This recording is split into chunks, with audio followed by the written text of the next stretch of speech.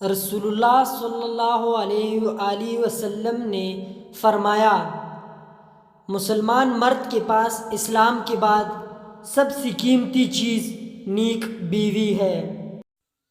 جب تم سکون کی تلاش میں در بدر بھٹک رہے ہوتے ہو تب وہ رب تمہیں تمہاری زندگی میں سکون لوٹانے کے لیے تہجد کی راہ دکھاتا ہے۔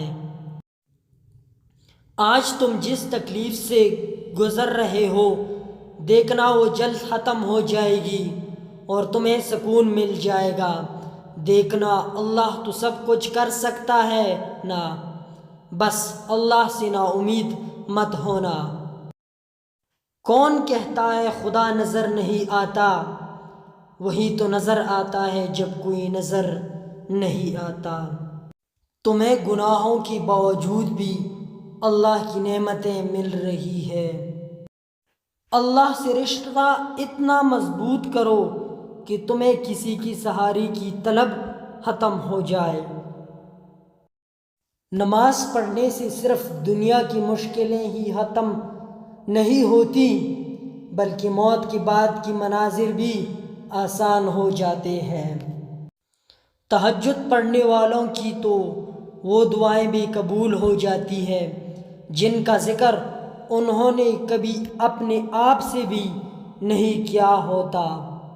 دونوں صورتیں یقین کی ہے، کوئی اللہ پاک کے لیے سب چھوڑ دیتا ہے اور کوئی اللہ پاک پر ہی سب چھوڑ دیتا ہے۔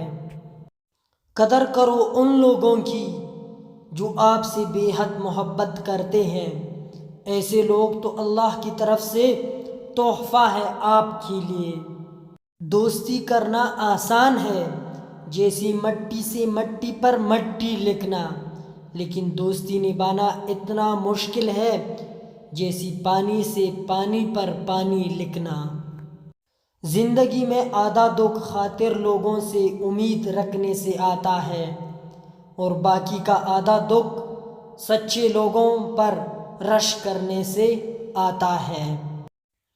زندگی میں ایک وقت ایسا بھی آتا ہے جب انسان ہر رشتے کی حقیقت سے واقف ہو جاتا ہے، تب کچھ لوگ تو دل میں اپنی جگہ بنا لیتے ہیں اور کچھ لوگ ہمیشہ کے لیے دل سے نکل جاتے ہیں۔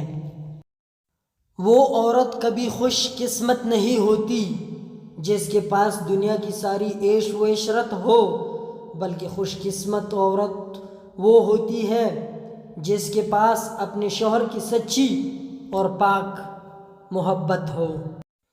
من چاہی عورت کی توجہ تو دکھے ہارے مرد کی وجود میں جان ڈال دیتی ہے، اور ایسی عورت کی وجہ سے مرد کہہ سکتا ہے کہ زندگی واقعی ہی بہت خوبصورت ہے۔ والسلام، ملتے ہیں پھر اگلی ویڈیو پر۔